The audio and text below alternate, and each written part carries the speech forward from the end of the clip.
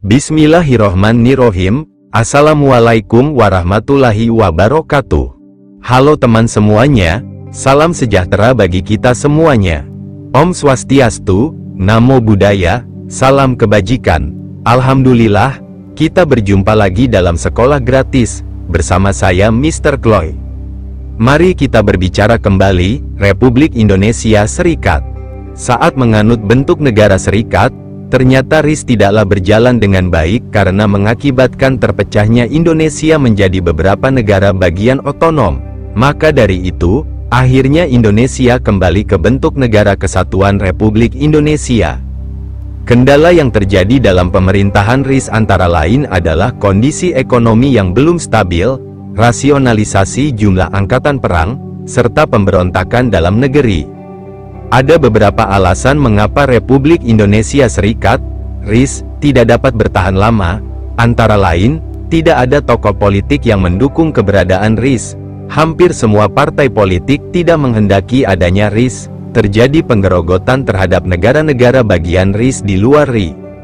Konstitusi RIS pada tahun 1949, Indonesia mengalami perubahan menjadi Republik Indonesia Serikat, RIS, dengan konstitusi baru. Namun, RIS hanya berlangsung sebentar karena pada tahun 1950, Republik Indonesia menetapkan UUD 1945 kembali sebagai konstitusi negara. Selain itu, negara federal tidak mempunyai kohesi dan berpotensi menimbulkan adanya pemisahan negara. Penyebab pembubaran RIS selanjutnya adalah adanya perbedaan pandangan di dalam RIS sehingga mendorong pembentukan negara kesatuan. Berdasarkan alasan-alasan itulah, Republik Indonesia Serikat akhirnya dibubarkan. Sebenarnya bagaimana sejarah benar Republik Indonesia Serikat?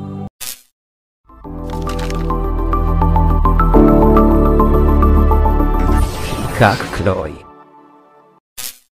Amerika Serikat Indonesia, Negara Indonesia Serikat, Bahasa Belanda, Verenigde Staten van Indonesië, Bahasa Indonesia, Republik Indonesia Serikat, Lid.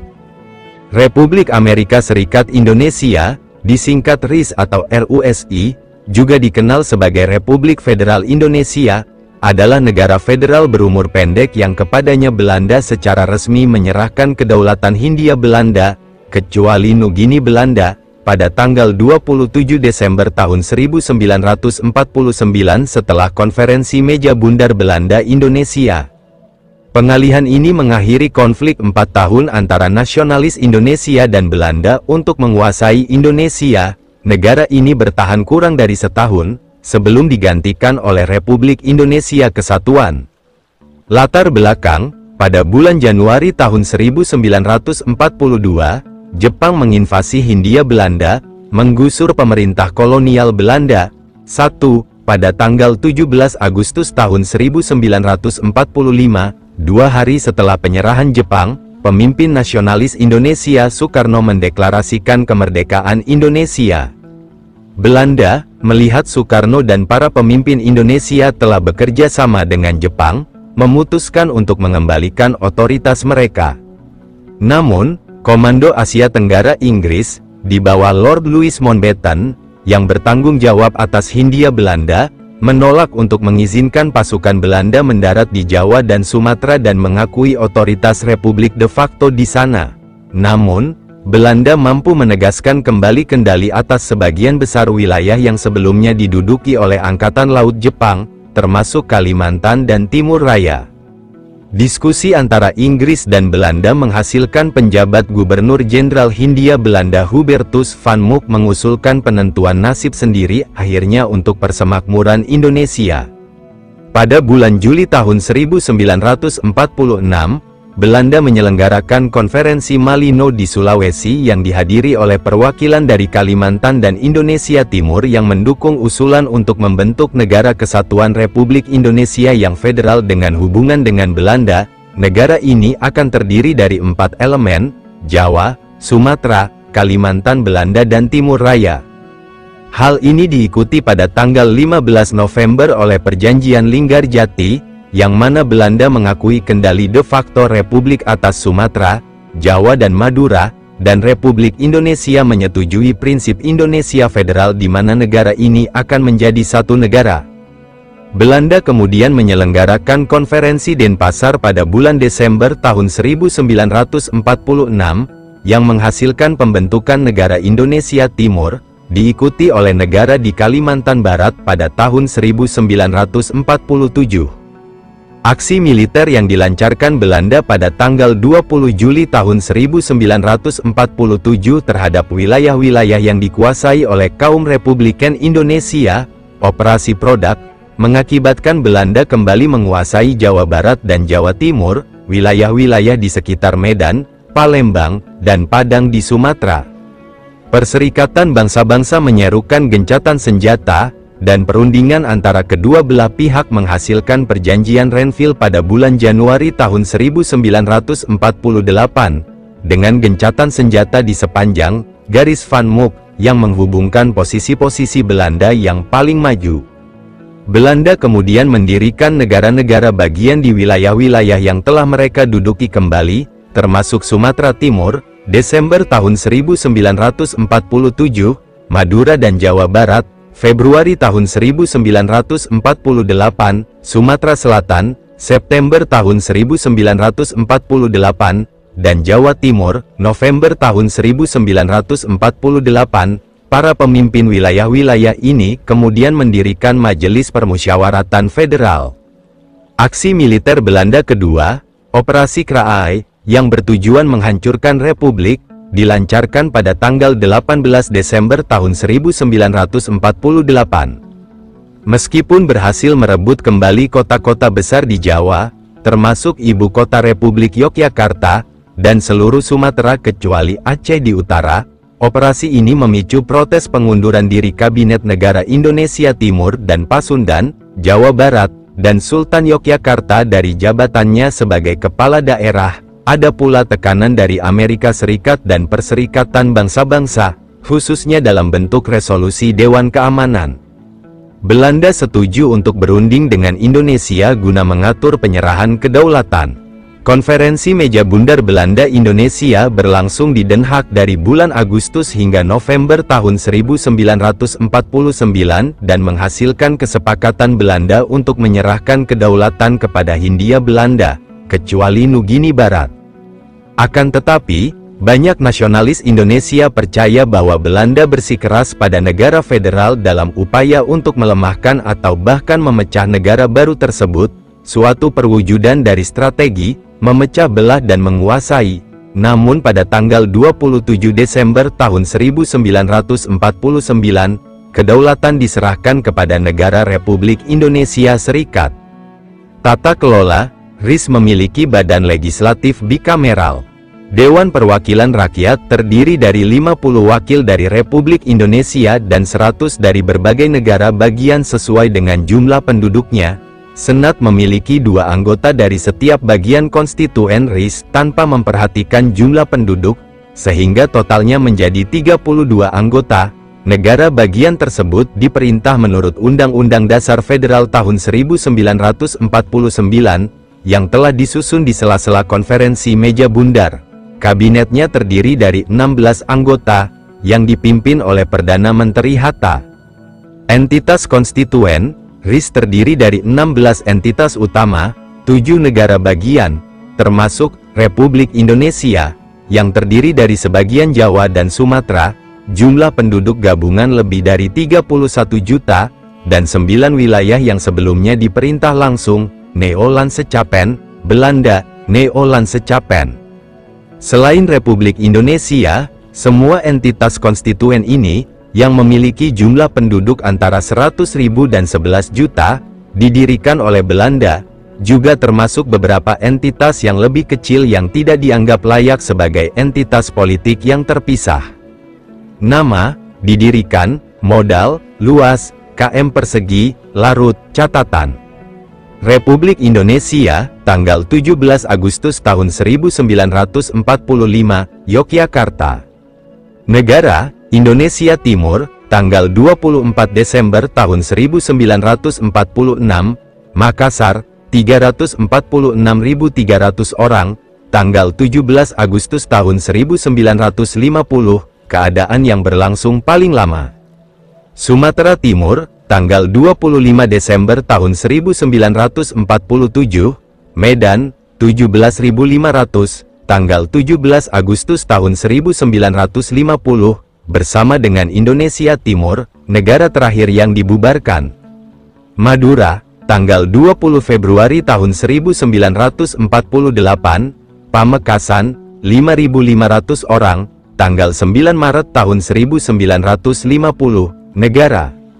Pasundan, tanggal 25 Februari tahun 1948, Bandung, 35.900, tanggal 11 Maret tahun 1950, negara. Sumatera Selatan, tanggal 2 September tahun 1948, Palembang, 74.000, tanggal 24 Maret tahun 1950, negara. Jawa Timur, tanggal 27 November tahun 1948, Surabaya, 22.200, tanggal 9 Maret tahun 1950, negara. Entitas otonom, Kalimantan Barat, tanggal 12 Mei tahun 1947, Pontianak, 146.800, tanggal 22 April tahun 1950. Kalimantan Timur, tanggal 12 Mei tahun 1947, Samarinda, 200.000, tanggal 24 Maret tahun 1950, Federasi. Dayak Besar, tanggal 3 Juni tahun 1947, Banjarmasin, 132.000, tanggal 4 April tahun 1950, Tanah Neo. Bahasa Inggris, tanggal 14 Januari tahun 1948, 26.000, tanggal 4 April tahun 1950. Federasi Kalimantan Tenggara, Maret tahun 1947, 14.100 orang, tanggal 4 April tahun 1950. Federasi Bangka, Juli tahun 1947, 12.000, tanggal 4 April tahun 1950, Tanah Neo. Belitung, Juli tahun 1947, 4.800 orang, tanggal 4 April tahun 1950, Tanah Neo.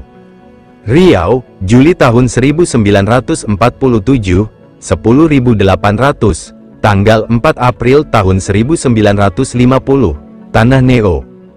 Jawa Tengah, tanggal 2 Maret tahun 1949, Semarang, 14.000, tanggal 9 Maret tahun 1950, entitas politik tak terdefinisi.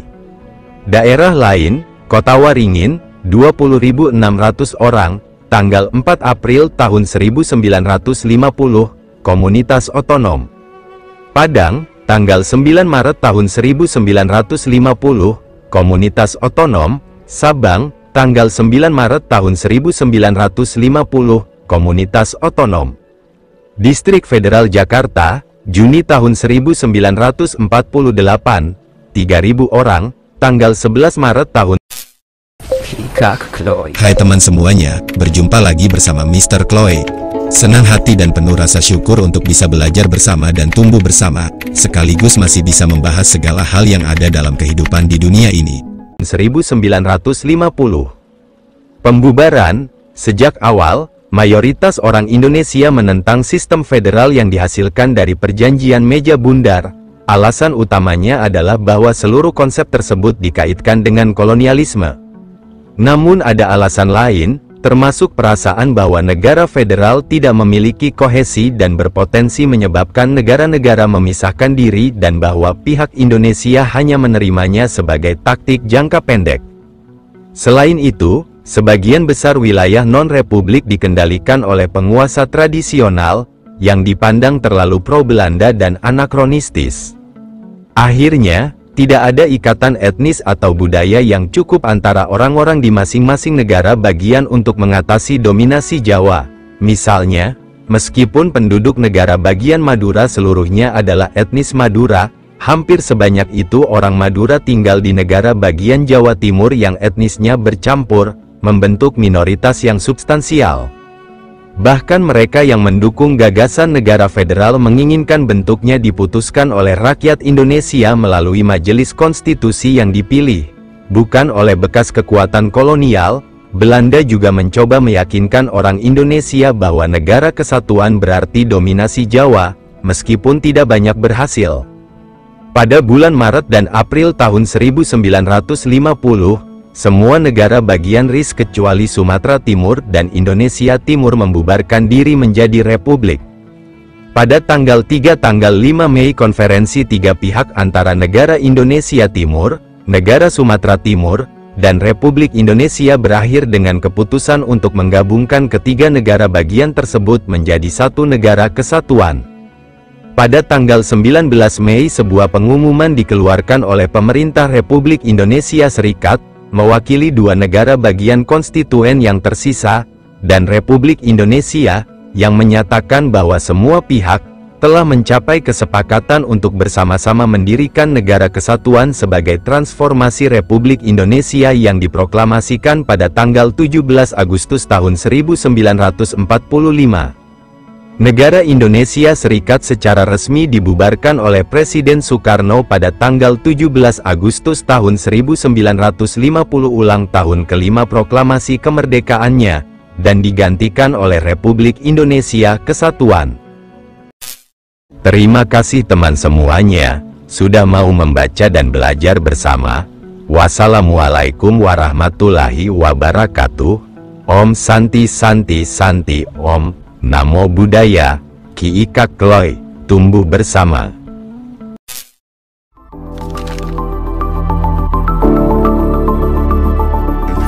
Kak Kloy.